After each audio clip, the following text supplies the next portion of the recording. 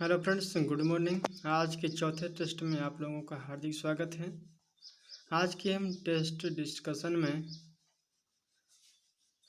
मध्य प्रदेश के झंडा सत्याग्रह से स्टार्ट करते हैं। झंडा सत्याग्रह क्या है?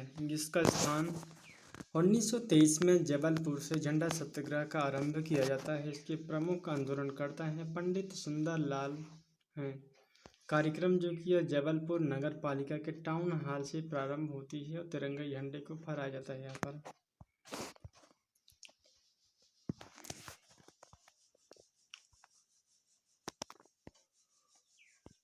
दूसरा प्रश्न है कि ठाकुर रणमत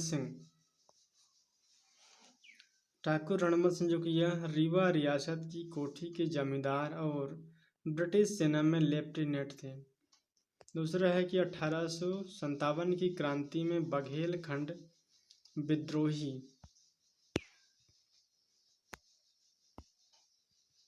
1859 में इनको फांसी दी जाते हैं।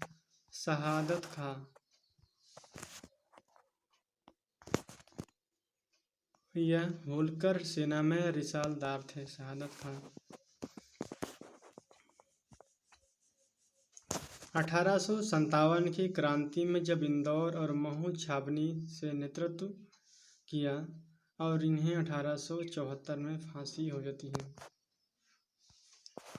अब आते हैं 5 मार्कर के प्रश्नों की चर्चा करेंगे।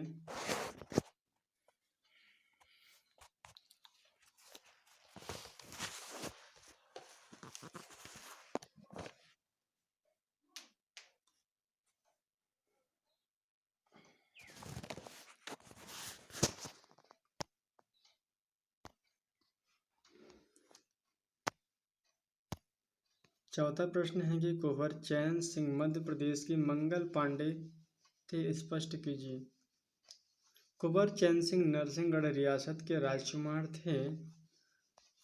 1818 में जब कंपनी ने सीहोर छावनी बनाकर पॉलिटिकल एजेंट मैडाक को नरसिंहगढ़, खिचलीपुर और राजगढ़ रियासत के राजनीतिक अधिकार सौंपे। चैन सिंह अपनी रियासत के 2 मंत्रियों को अंग्रेजों से मिले होने के कारण उन्हें मार देते हैं। कुंवर चैन सिंह 24 जून 1824 को मैडाक से मिलने हिम्मत खां और बहादुर खां सहित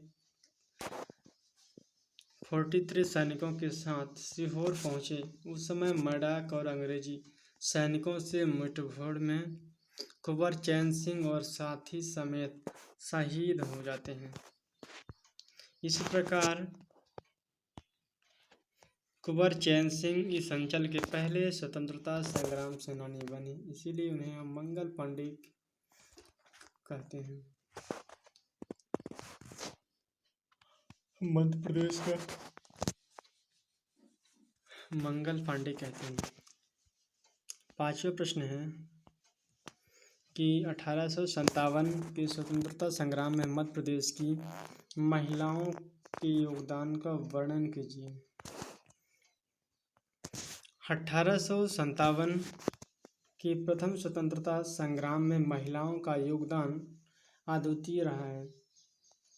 रानी अवंतीबाई रामगढ़ रियासत जो कि मंडला डिस्ट्रिक्ट में थी, यहाँ की वो शासक थी। रानी अवंतीबाई ने अंग्रेजों द्वारा नियुक्त तहसीलदार को भगाकर अंग्रेजों के विरुद्ध मालगुजारों तथा ठाकुरों के साथ मिलकर युद्ध का नेतृत्व किया था।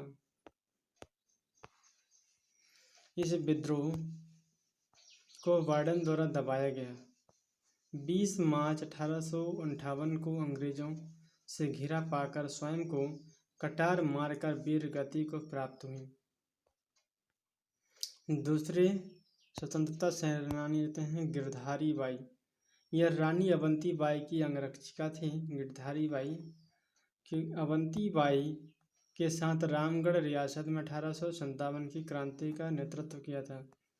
रानी लक्ष्मीबाई जो कि झांसी के राजा गंगाधर राव की पत्नी थी।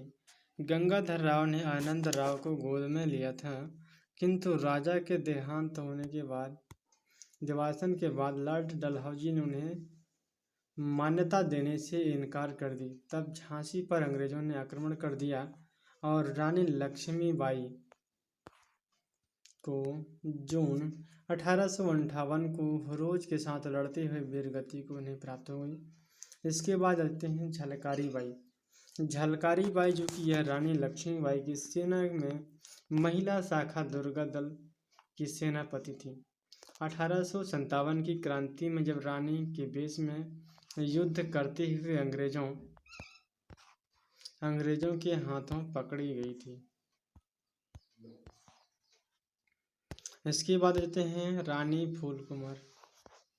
रानी फूलकुमार जो कि गढ़मंडला के गोंड वंश के शासक शंकर शाह की पत्नी थी।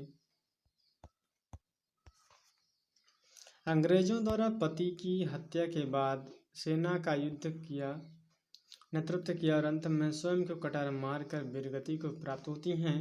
इसके बाद अगले आ जाते हैं स्वतंत्रता सेनानी नैनी बाई।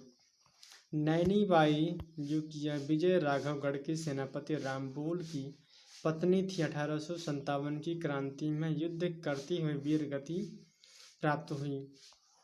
इसके बाद आ जाते हैं बैजाबाई सिंधिया। दौलत राव सिंधिया की तीसरी पत्नी थी। 1857 की क्रांति में उज्जैन में विद्रोहियों को साथ दिया था। इस प्रकार मध्य प्रदेश की महिलाओं को 1857 की क्रांति में बढ़ चढ़कर भाग लिया और इतिहास में सदैव के लिए अमर हो गई। तो फ्रेंड्स, आज का टेस्ट भी यहाँ एंड करते हैं। फिर नेक्स्ट वीडियो में फिर मिलेंगे। Thank you so much. जय हिंद, जय भारत।